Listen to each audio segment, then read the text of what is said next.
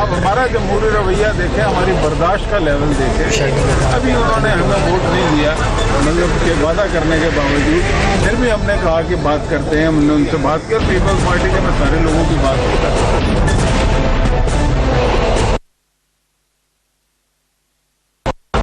हम जाएंगे, जरदारी साहब के पास भी जाएंगे, पीपल्स पार्टी की क़यादत के पास भी जाएंगे और उनसे यही गुजारिश करेंगे कि आप अपोजिशन की तकसीम का सबब न बने।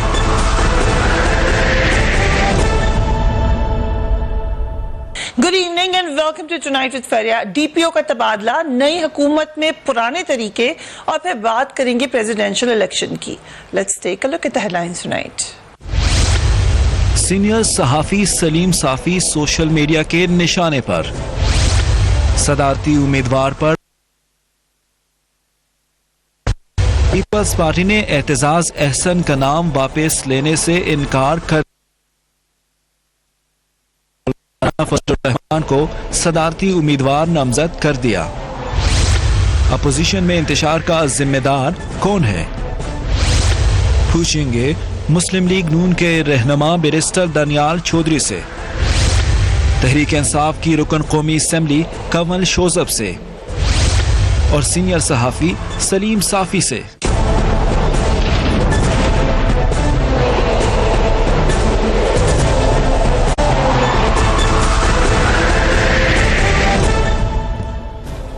And a very warm welcome to the show. Social media की अहमियत से किसी को इनकार नहीं है, मगर ये भी सच है कि सोशल मीडिया दुनिया में, खासतौर पे पाकिस्तान में, एक दो धारी तलवार बन चुका है। एक ऐसी दो धारी तलवार जिसका ना कोई मुहाफिज है और ना कोई उसको टेम कर सकता है, ना कोई उसको रोक सकता है, ना कोई उसमें रूल्स एंड रेगुलेशंस है। गुज़िश्ता चंद दिनों से हमने देखा कि सोशल मीडिया पर मारूफ सहाफ़ी, हमारे कॉलीग हैं, सीनियर कॉलीग हैं सलीम साफी साहब, उनके खिलाफ पोस्ट्स का एक तूफान आ गया, जिसमें ना सिर्फ उनका मजाक उड़ाया गया बल्कि बहुत ही नाजेबा जबान भी इस्तेमाल की गई, जो कि अफसोसनाक है। उसकी मजम्मत होनी चाहिए, मगर साथ ही साथ ये भी सच है कि तल्ख हकीकत है कि पहली दफ़ा नहीं हुआ। माजी में भी हमने देखा प्राइम मिनिस्टर हाउस जो पहले रन कर रहे थे लोग, वहाँ से एक सेल चलने की खबरें आती रहीं। कोई खबर आती थी उसको पकड़ लिया जाता था, जो सहाफ़ी लगता था कि तनकीद कर रहे हैं उनको टारगेट किया जाता था, उनके बारे में प्रोपेगेंडा किया जाता था। इस वक्त मरकज़ सलीम साफी साहब की ज़ात है। नया प्राइम मिनिस्टर अब फिर एक बार इल्जाम लगा कि साफी साहब ने नसरुल्लाह मलिक साहब के प्रोग्राम में एक बार एक्सप्लेनेशन दी, जो बात उन्होंने की थी। Let's watch him. मैंने ये कहा कि इमरान खान साहब को जब सुबह ब्रीफिंग दी जा रही थी तो इमरान खान साहब ने अखराजात के बारे में पूछा वजीर आजम हाउस के अमले से, और सलीम साफी नहीं कह रहा है, सलीम साफी कोई अपनी तहकीक नहीं दे रहा है, और वजीर आजम हाउस के अमले ने उनको ये बताया और फिर उनको ये चेक दिया। अब आप मुझे बताएं, उस मेरी बात को आज छठा दिन है, बिल्कुल ठीक, क्या वजीर आजम के तर्जुमान ने या वजीर इत्तलात हमारे दोस्त फवाद चौधरी साहब ने ये तरदीद की है कि नहीं, या ऐसी कोई ब्रीफिंग नहीं हुई है, या फिर ये कि उसमें इमरान खान साहब को ये नहीं बताया गया है? लग रहा है सलीम साफी साहब की बात सुन ली वजीर इत्तलात ने, तो क्या कहा उन्होंने? Let's watch him. पहली बात तो यह है कि नवाज शरीफ साहब ने जो टैक्स की बात की है, अगर उनका इनकम टैक्स देखा जाए तो वो तो ये खर्चा देने के अहल ही नहीं थी। तो इसका मतलब यह है कि या तो वो अपनी इनकम टैक्स की स्टेटमेंट में उन्होंने गलत की बात है। वज़ीर आज़म हाउस का खर्चा बजट में रिफ्लेक्टेड है, और क्या खर्च हो रहा है, कितना खर्च हो रहा है, वो भी हमारे सामने है। और हमने देखा है कि किस तरह से 6 करोड़ से ज्यादा रकम जो है वो सिर्फ वज़ीर आज़म हाउस के ऊपर खर्च हुई है। और अगर हम पंजाब में चले जाएंगे वो तो फिर मामला बिलियंस में चला जाएगा। आई विश कि अगर नवाज शरीफ साहब ये खर्चा अगर अब भी लेना चाहते हैं तो हम तमाम हिसाब उनको भिजवा देते हैं। अगर नवाज शरीफ और उनकी फैमिली वो खर्चा देना चाहें अपने 4 सालों का, तो जाहिर है ये तो बड़ी अच्छी बात। And a very warm welcome to you, Salim Safi साहब. Thank you so much for being on the program. ये पहले तो अफसोस जो आपके साथ हुआ, लेकिन अक्सर सहाफियों के साथ ऐसा होता रहता है, आपके साथ कुछ थोड़ा ज्यादा हो गया। क्या आपका रिएक्शन क्या था? नहीं, मैं तो सच्ची बात ये कि अब तो इतने आदी हो गए कि एंजॉय करने लगा हूँ। Okay, right. दूसरी बात ये कि मेरा जिस इलाके से ताल्लुक़ है, जिन एरियाज़ को कवर करता रहा हूँ, ठीक है, तो ज़िंदगी और मौत और इज़्ज़त और ज़िल्लत दोनों अल्लाह के हाथ में हैं। तो 2000 से मसलन 99 में मैंने सहाफ़त शुरू की, पहले साल जब अफ़गानिस्तान में तालिबान ने अरेस्ट किया, और उसके बाद तो हम अगर इस फील्ड में आए हैं और ये पंगेबाजियाँ कर रहे हैं, तो जो लोग गोली खाने के लिए तैयार हो या गोली खाने का रिस्क ले रहे हो, तो गाली से उनको कभी नहीं डराया जा सकता। ठीक। और मेरा अपना ईमान ये है कि गैरतमंद और इज़्ज़तदार आदमी कभी गाली नहीं देता। ये बेगैरत लोगों का काम होता है। गैरतमंद को अपनी इज़्ज़त भी प्यारी होती है, अपनी माँ बहन की और दूसरों की भी। मैं तो और फिर ये भी कि कभी एक हुकूमत, कभी दूसरी हुकूमत, कभी एक पार्टी, कभी दूसरी पार्टी। मतलब मैं ऑन रिकॉर्ड कहता हूँ, दानियाल साहब बैठे हुए हैं, मैं अपने ग्रुप का शायद वाहिद एंकर था या उस हुकूमत का कि जिसके ख़िलाफ़ मेरे मालिकान को नवाज़ शरीफ साहब और उनकी बेटी दोनों ने बुलाया। फ़ाइल इरफान सिद्दीकी साहब ने तैयार की थी और उनसे कहा कि ये हमारे ख़िलाफ़ ये कर रहे और मुझे फ़लाँ ख़िताब दिया, इसको ये दिया है, या फिर ये पीटीआई का हो या बाकी जमातों का हो, तो हम फतवों को भी भुगत चुके हैं, हम गालियों को भी भुगत चुके हैं। ये सारी चीज़ें, जो चीज़ मेरे लिए सबसे बड़ी दुख की बात है, और मैं इसका वो मसलन जो हमारी बहनें हैं आसमा शिराजी जैसी, आप जैसी लोगों की, क्योंकि ज़ाहिर बात है कि हम मर्द हैं, मैंने वो बता दिया कि हम इस चीज़, अब एक ख़ातून होने के नाते, इससे पहले हमारी एक रिपोर्टर का था, उसके शौहर के अक़ीदे और मसलक से मुतालिक ये चीज़ें की गई। फिर अब आसमा शिराजी साहबा के साथ जो कुछ किया जा रहा है, फिर वो आगे जो ये मामला जिस तरफ जाएगा, और वो हमें एक तो उसकी फिक्र है कि भाई ये तो इसमें फिर किसी की इज्जत महफूज नहीं रहेगी। ठीक, सो इसको हाईलाइट चाहिए। नहीं, इसको सिर्फ हाईलाइट नहीं, मैंने तो ये कह दिया है कि मैं तो सच्ची बात है कि मैं अपनी सहाफ़त की हालत इज़ार से और अपनी सोसाइटी से कुछ अरसे से बहुत मायूस हो चुका था। लेकिन ये जो कुछ हुआ, जिन लोगों ने किया, मुझ पे बड़ा एहसान किया, क्योंकि हमारी कम्युनिटी की तरफ से आप जैसे कुलीग और ये बहनों ने जिस तरीके से अक्रॉस द बोर्ड साथ दिया। फिर आप देखें कि मेरे हक़ में एक तरफ हारून रशीद साहब कालम लिख रहे हैं, दूसरी तरफ जो है खुर्शीद नदीम साहब लिख रहे हैं। मैं किस किस का शुक्रिया अदा करूं, पॉलिटिकल पार्टी का। तो मेरी तो वो सारी मायूसी ख़त्म हो गई। मुझे ये एहसास हो गया कि नहीं, हमारे मीडिया में अब भी अखलाकियात भी बाकी है और जान भी बाकी है। और मैं इसलिए ये कहता हूँ कि फॉरएवर इस चीज़ के ख़ात्मे के लिए मैं इन मामले में इनसे कोई डिमांड नहीं करता। जो मैंने गुजारिश की है कल भी कालम में भी, कि अब उनके पास कोई उज़र नहीं है। अब खान साहब खुद प्राइम मिनिस्टर है, जुडिशल कमीशन बना दे सुप्रीम कोर्ट के जजों का, मेरे इदारे से आगाज़ करे और मुझसे आगाज़ करे, और फिर हमारे एसेट्स का, हमारे मामलात का, हमारी पार्टियों का अब कल रिलीज़ करे। इंफॉर्मेशन मिनिस्ट्री उसके पास है, सारी फहरिस्त ले आए कि भाई नवाज शरीफ की हुकूमत में इसने लिए हैं, फ़लाँ ने इसलिए लिए हैं, इस एजेंसी ने ये लिए हैं। लेकिन इस सिलसिले का अब फॉरएवर, क्योंकि देखिए मैं तो 2003 से बंदूकों समेत फिर रहा हूँ, मैं तो बाकी चीज़ें भी अपना वो कर सकूँगा। हमारे 99% जर्नलिस्ट जो है वो बेचारे, न उनके पास सिक्योरिटी होती है, न हमारे साथ उनकी बचपन और जवानियाँ जो है वो बंदूकों और उन चीज़ों में गुजरी है। आप उन लोगों के साथ क्या करने जा रहे हैं? बजाय से कि सबको आप इल्जाम लगाएं, आप ये तो इधर चलो गाली दे रही है, और मैं अल्लाह का शुक्र है कि 1000 लोग मेरी सफाई में और उसमें आ गए। लेकिन कल भाई आप जो है इधर इस मुल्क में आके लोगों पे तौहीन रिसालत का इल्ज़ाम लगा दिया जाता है, लोगों को मुर्तद और काफिर, उस बेचारे को मौका ही नहीं मिलेगा अपनी सफाई का कि सलीम साफ़ी की तरह उसके हक़ में जो है दूसरे लोग कालम लिख के और आप जैसे दोस्त प्रोग्राम करके उनकी सफाइयाँ दे दे। तो ये तो लोगों की ज़िंदगी और इज़्ज़त से खेलने वाला मामला है। मैं अपनी जगह पर खड़ा हूँ। मैं पहले भी कहता था कि वो ये हों, वो दूसरे हुक्मरान हों, इससे 1000 गुना ज़्यादा कैरेक्टर असैसिनेशन करे। इमरान खान साहब अच्छा काम करेंगे तारीफ़ करूँगा, बुरा करेंगे उस पे उसी तरह तनकीद करूँगा जिस तरह पहले करता रहा, जिस तरह बाकी हुकूमतों पे।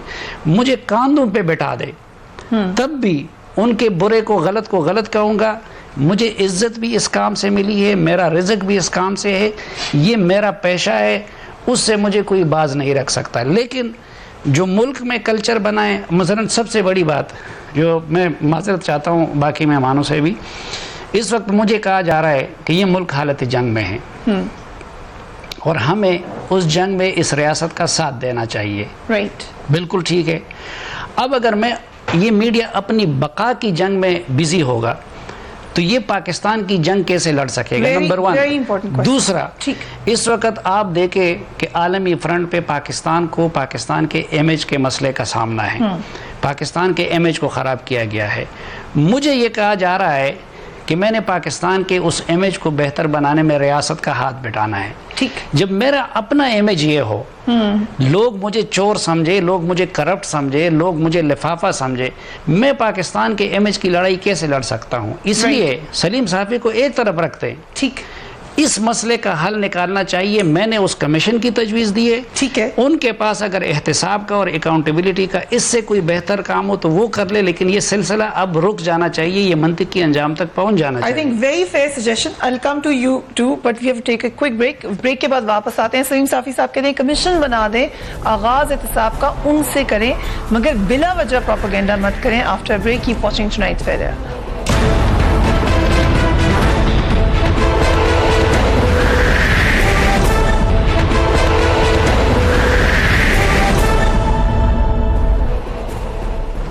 And welcome back. Saleem Safi साहब के खिलाफ कैंपेन चलाई गई। कमल शोजफ साहिबा, एक तासुर है कि पीटीआई की तरफ से ना उसको कंडेम किया गया।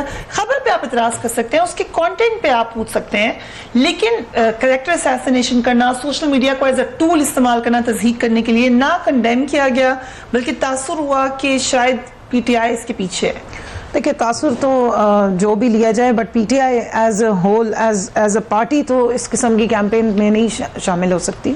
We are responsible mature party, और ज़ाहिर है आप गवर्नमेंट बेंचेस पे बैठे हैं, तो इस वक्त पूरा पाकिस्तान जो है वो हमसे बिलोंग करता है और हम पाकिस्तान के रिप्रेजेंटेटिव्स हैं। तो जहाँ तक सोशल मीडिया को एज अ टूल यूज़ करना है, ये कई दफ़ा ऐसा होता है कि इसकी जो पावर्स है ना वो लोगों के कंट्रोल से आई थिंक कि कुछ थोड़ी बाहर होती जा रही हैं। खबर पे इतराज था, पॉइंट है। खबर पे इतराज था, खबर पे क्या इतराज था? खबर पे इतराज था। मैं अब फैक्ट्स बहुत ज्यादा फिगर्स में नहीं जाऊंगी, बट खबर पे ये इतराज था कि इस तरह के कोई चेक्स या कोई इस तरह की जो एक्सपेंडिचर्स हैं वो पर्सनल तो हो सकते थे, लेकिन पूरे वजीर आजम हाउस के मियां साहब ने नहीं दिए। किए। ठीक है। और उसके लिए मुख्तलिफ जो आप सहाफ़ी बिरादरी से ही लोगों ने रिकॉर्डिंग्स भी की। ट्विटर पे मैं बहुत ज़्यादा एक्टिव नहीं हूँ ट्विटर पे, लेकिन मैंने एक सरसरी सा नज़र डाली कि उसमें काफ़ी चीज़ें दी गई कि टैक्स रिटर्न से मैच नहीं करता, but I don't want to get into that detail. Coming back to Safi साहब, अगर आपको खबर पे इतराज है, आप खबर पे इतराज मैं करें। आपको सिर्फ इतना बता सकती हूँ, मैं रेडी हूँ सबूत देने के लिए, उनसे सबूत मांग ले। देखिए, जो उन्होंने अकाउंटेबिलिटी की बात की, आई एग्री टू इट।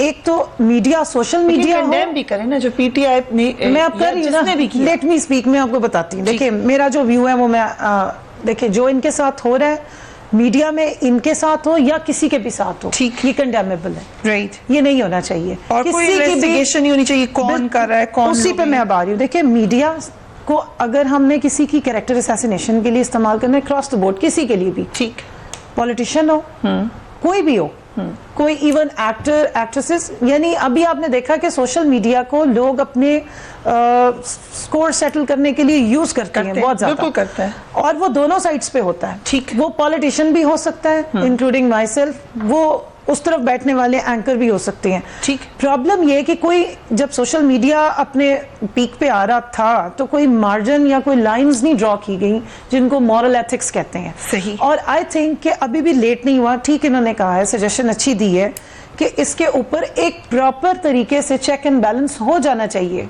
हर तरह के मीडिया को आज़ादी तो मिलनी चाहिए, लेकिन आज़ादी राय में आप किसी को हर्ट करें, किसी का आप तज़हीक करें, पर्सनल लाइफ में भी लोग आते हैं, करप्ट है, जो बंदा करप्ट नहीं है उसको बड़ी तकलीफ दे रहा है। मैं आपको एक और चीज बताऊं, एज पॉलिटिशियन, अभी तो मतलब हमारा असेंबली में तो अब सफर स्टार्ट हुआ ना, लेकिन पॉलिटिक्स में तो काफी साल हो गए। कई दफा हुआ है कि कैंपेन, हमारे अगेंस्ट एक कैंपेन लॉन्च होगी, कोई एक छोटी सी खबर उठाई गई और वो फ्लैश होगी, उससे जो डैमेज होता है ना, वो जब तक आप उसकी तरदीद देते हैं ना 3-4 दिन के बाद, वो डैमेज हो चुका होता है। यही असूल हम यहाँ भी लागू कर देना। इसलिए आई विल से कि व्हाटएवर, खबर गलत भी हो सकती है, खबर ठीक भी हो सकती है, उसको तरदीद करने के तरीके हैं। बट ये ट्रोलिंग जो है, इसको कभी कोई पार्टी स्पॉन्सर नहीं करती, और मैं रिस्पांसिबिलिटी के साथ कह रही हूँ कि इट्स नॉट पीटीआई। लेकिन खबर की कंटेंट पे भी आ जाते हैं। साफ़ी साहब यहाँ पे मौजूद है। दानियाल साहब, कि किस हद तक बजट जो है पीएम हाउस का वो नवाज शरीफ साहब देते थे। Do you have any idea? जी बिल्कुल आइडिया जी, लेकिन इससे पहले मैं आपको अगर एक point Fariya if I can answer कि देखिए आप जिस तरह का बीज बोओगे ना उसी तरह की चीज निकलेगी। गंदम डालोगे तो गंदम निकलेगी, यू कांट एक्सपेक्ट के चावल निकले। जो हेट्रेड का बीज है ना, इनकी जुबान और सलीका, इनकी पार्टी में तहजीब वैसे थोड़ी लैक करती है कि हम लोगों ने देखा प्रायर टू द ईयर्स कि हम लोगों ने जब भी कोई ट्वीट की, कोई इस तरह की चीज़ लिखी, तो आप आज भी अगर कंपैरेटिव एनालिसिस देखें तो इनके लोगों ने जो जुबान इस्तेमाल की, जो गंदी बातें लिखी, राना सनाउल्लाह साहब की जुबान जो खवातीन के बारे में रही, नहीं आपको मैं थोड़ा सा देख ले, आप आबिद शेर अली साहब की बातें सुन लें, कमेंट सुन लें, इवन ट्विटर पे देख लें, मतलब गेट इनटू पर्सनल थिंग्स। मैंने एक ओवरऑल बात की है, I think let me finish and then you can speak on your own turn. कि जब भी ऐसी बात हुई तो उन्होंने किया। आज साफ़ी साहब की जहाँ तक इशू है, आई थिंक ये सबसे ज़्यादा हमारे क्रिटिक रहे। इन्होंने हमारी एक एक चीज़ को क्रिटिसाइज़ किया, गाड़ियों से लेकर किस तरह हमारा कॉन्वॉयज चलते थे, क्या चलते थे, और हम इनको डेली शाम को साथ में मिलते भी थे, नज़र भी आते थे। लेकिन देखिए नहीं, मैं जहाँ तक बात कर रहा हूँ कि बर्दाश्त का मादा भी ख़त्म हो गया है, क्या वो पॉलिटिकल पार्टीज हैं, क्या लोग हैं। और जब तक आप इसको कंट्रोल में नहीं करेंगे, और आप कंट्रोल कैसे करेंगे उसके डिफरेंट तरीके हैं, लेकिन आप लोगों को पॉलिटिकल पार्टीज के लीडर्स को मैच्योरिटी दिखानी पड़ेगी। जहां के लीडर्स ऐसी चीजें इनिशिएट कर रहे हो, वो जो लोगों को कहेंगे तुम्हारा ये हाल कर देंगे, गालियां देने वाले हो, तो वहां के आपके वर्कर्स भी ऐसी लैंग्वेज यूज करते हैं और इसी चीज से इंस्पायर होते हैं। और जहां तक एक चीज, जहां तक प्राइम मिनिस्टर साहब का खर्चा देने की बात थी, तो बजट देने की बात थी, तो I will tell you with all the surety that even the guest house जो नीचे था, साफी साहब ने शायद देखा हो कि जो नीचे था उस पे जो खाना आता था उसका भी budget was paid by the prime minister himself, मियां नवाज शरीफ। जी इट वाज कंप्लीटली बिल्कुल वहां दिया गया। और ऊपर का भी जितना खाना पीना हम लोग रहते थे, मतलब हमारा ऑफिस उधर था या जाते थे करते थे कोई काम के लिए, तो एक एक चीज का या तो पर्सनल बजट से आई जा जाती थी, और अगर कोई मंगवाते थे तो उसके फाइनेंसेस उसको पे किए जाते थे। And I can say it on record. इनकी तो आदत है, नहीं I don't have the receipts, लेकिन देखिए the bills will reflect it, the bills will Right. और it is very evident, it is very clear कि आप किसी से भी पूछेंगे या आप देखेंगे तो आपको इनके अपनी मिनिस्ट्री बताएगी। पूछें अपनी फाइनेंस मिनिस्ट्री से जो बजट एलोकेट करती है, और वो देख ले आप किस तरह खर्चे, जो खर्चे जो बजट एलोकेट किए वो 28 अप्रैल को देखें, नहीं एक अखबार में कोट किए हैं, और उसमें प्राइम मिनिस्टर एंड प्रेसिडेंट के foreign tours plus house hold का पूरा बजट आर्टिकल पब्लिश हुआ। देखिए अगर आपके पास कोई चेक्स थे, कोई रसीदें थी, तो the way an office works, not privy to the way offices work। जब उसमें delegations आते हैं, चीजें आते हैं, उसका अपना खर्चा। हम यहाँ बात करें दो अलग अलग चीजें, अगर आप इसको डिफरेंशिएट करें, नवाज शरीफ का खर्चा और प्राइम मिनिस्टर हाउस का खर्चा, ये दोनों अलग अलग चीजें। और जब साफी साहब ने भी बात की, मैं भी बात कर रहा हूँ, ये मियां नवाज शरीफ का खर्चा उस घर में जो हुआ वो उन्होंने खुद बेयर किया, और खुद उसको उसके बिल्स भी। राइट, साफी साहब, कलासरा साहब ने भी इस पे एक आवाज उठाई थी। I want you to see that, फिर मैं भी सवाल करती हूँ। Let's watch Rauf Klasra.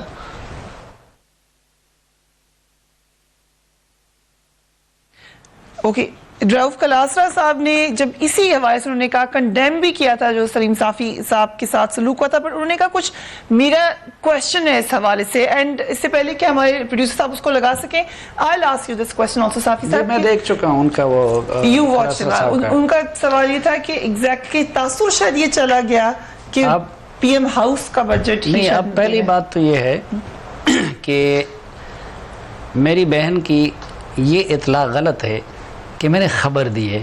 ठीक है, ओके। पहले तो इनको अपनी इस चीज़ की इस्लाह करनी चाहिए। राइट। फरिया, आप भी इतने अरसे से जर्नलिस्ट हैं, मैं भी हूँ। खबर ये होती है कि मैं ख़ुद तहकीक करूँ कि जी फरीहा इदरीस साहिबा यहाँ पे इतनी तनख्वाह ले रही है, इतने उनके अखराजात हैं, उन्होंने अपने खाने पीने के ये बिल खुद अदा किए हैं कि मैं खुद इसको रिपोर्ट करूँ। ठीक, ये मेरी खबर है। ठीक। दूसरी बात ये कि मैं ये कहूँ कि दानियाल साहब फलां जगह पे बैठ के हमारी इस बहन को बता रहे थे कि जी फरीहा इदरीस साहिबा अपने ऑफिस में जो खाना पीने का खर्चा होता है वो जेब से अदा करती है। मेरी ये तहकीक नहीं है, बल्कि मैंने इधर दानियाल साहब के इनको बताई गई बात रिपोर्ट कर दी। ठीक। अब पहली बात तो ये है कि मियाँ साहब मुझसे इस चीज़ पे खफा थे पूरे अरसे में कि मैं उनको लिखता था कि वो बादशाहाना तर्ज में हुकूमत करते हैं। मैं उनकी हुकूमत की अय्याशियों पे या उनकी बाकी चीज़ों पे सारा मुसलसल लिखता रहा, बोलता रहा। मैं उनके 4.5 साल बाद जब उनको पीएम हाउस से निकाला गया तो पंजाब हाउस में मेरी उनसे मुलाकात हो गई, क्योंकि मैं मग़ज़ूब सहाफ़ियों में शामिल था। तो मैं किस तरह जो है मियाँ साहब की उसकी सर्टिफिकेट दे सकता हूँ। उधर मैं ख़बर भी नहीं दे रहा था, मैं स्टोरी भी नहीं कर रहा था, बल्कि प्राइम मिनिस्टर इमरान खान साहब के कौम से खिताब के बाद उस पर तबसरा कर रहा था अपने चैनल पे। ठीक है, तो उसमें मैंने ये कह दिया कि कल जब उनको ब्रीफिंग दी जा रही थी तो उन्होंने ये पूछ लिया, उसके जवाब में पीएम हाउस के अमले ने उनके सामने ये दावा किया कि जी नवाज शरीफ साहब ने अपने और अपने बच्चों के खाने पीने के वो बिल अदा कर दिए हैं। ठीक, खान साहब को, और मैंने लफ्ज़ इस्तेमाल किया था अपने बारे में भी कि जिस तरह मेरे लिए ये हैरान कुन था, इसी तरह इमरान खान साहब के लिए हैरान कुन था। तो उसने सबूत मांगे तो उनको चेक दिखाए गए। अब फरिया नसरुल्लाह मलिक साहब के प्रोग्राम में क्या छठा दिन है ना आज।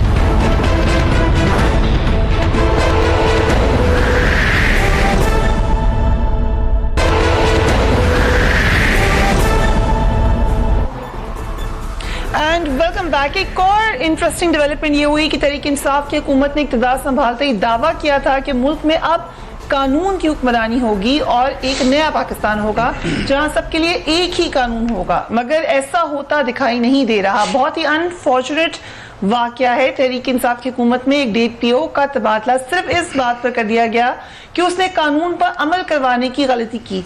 मामला कुछ यूं हुआ कि 23 अगस्त को पाकपतन में पुलिस ने खावर फरीद मानिका को नाके पर रोका। कहा यह जा रहा है कि उन्होंने पुलिस के साथ बदतमीजी की और इंतहाई गैर महज़ब ज़बान इस्तेमाल की। इस वाक़े के बाद हुकूमत पंजाब ने रीजनल पुलिस ऑफिसर और DPO रिजवान गोंदल को जुमे के रोज तलब किया। DPO रिजवान गोंदल को हुक्म दिया गया कि वो खावर मानिका के डेरे पर जाकर उनसे माफी मांगे, लेकिन उन्होंने ये कहकर माफी मांगने से इनकार कर दिया कि इस वाक़े में पुलिस का कोई कसूर नहीं, जिस पर उन्हें ट्रांसफर कर दिया गया। वज़ीर आला पंजाब उस्मान बुज़दार ने भी RPO और DPO को तलब किया था और दोनों अफसरान को मामला खत्म कराने की हिदायत की थी। अब सवाल यह है कि नए पाकिस्तान में नया इंसाफ क्या इस तरह घर पे बुला के माफी मांगने वाला होगा? आई want you to answer that। अच्छा, पिछले का मैं थोड़ा सा बोलना बात कर If you don't mind, मैं साफी साहब की सारी बात से एग्री करती हूँ विद वन डिसएग्रीमेंट कि ठीक है इनकी खबर नहीं थी, तबसरा था, लेकिन एक चीज मैं भी क्लैरिफाई कर दूं कि जो उसका रिस्पॉन्ड है जो ट्विटर पे या ट्रोलिंग हो रही है वो प्राइम मिनिस्टर हाउस के स्पोक्स पर्सन नहीं करा रही है। There is a difference. अगर सोशल मीडिया में काम हो रहा है और एक ऑफिशियल मीडिया से तो नहीं इस तरह कोई बयान दिया गया ना। अब इन्होंने खुद इस बात का कहा है। सो अब कमिंग बैक टू नया Pakistan and this news again, अब आप देखें इस वक्त हम सारे मिलके क्या कर रहे हैं, हम एक अंडर इन्वेस्टिगेशन मामले की एक परसेप्शन ले रहे हैं थ्रू मीडिया। आपने अभी खुद अपनी स्टेटमेंट जब पूरी बता रही थी उसमें कहा यह जा रहा है कि DPO को और उनको कहा गया कि जाएं और जाके माफी मांगे। फिर क्या हुआ? देखिए मुझे क्या मालूम कि वहां रात को क्या हुआ। आप नए पाकिस्तान की आपने तकरीर सुनी PM साहब की, बहुत स्पेसिफिक एक चीज उन्होंने बयान की। उन्होंने ये कहा कि पंजाब पुलिस को और स्पेशली जो गवर्नमेंट के सर्वेंट्स हैं जिनके पास अवाम के लोग आए तो उनको इज्जत से पेश आए। ठीक है, पहला एज हमेशा अवाम को दिया जाता है। राइट। आज मैंने मीडिया में जो खबर चली उसमें उन्होंने बहुत तरीके के साथ पूरी खबर में सबसे बड़ा नाम ये लिया गया कि बुशरा बीबी के साबिका शौहर खावर मानिका को इस तरीके से प्रोटोकॉल दिया गया।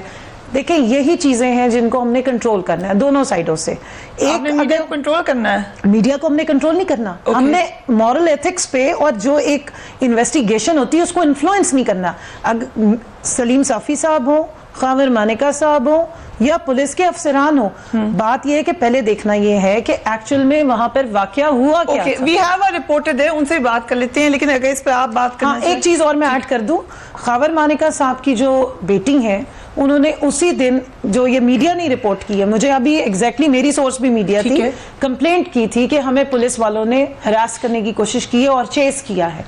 उसी रात को ही उन्होंने ये रिपोर्ट भी की है। सो हमें दोनों साइडों को देखना है। आप सिर्फ इस वजह से हम उसको एक ट्विस्ट दे दें क्योंकि खावर मानिका साहब की एक बैकग्राउंड है और वो कहीं ना कहीं से आके अटैच हो रहा है।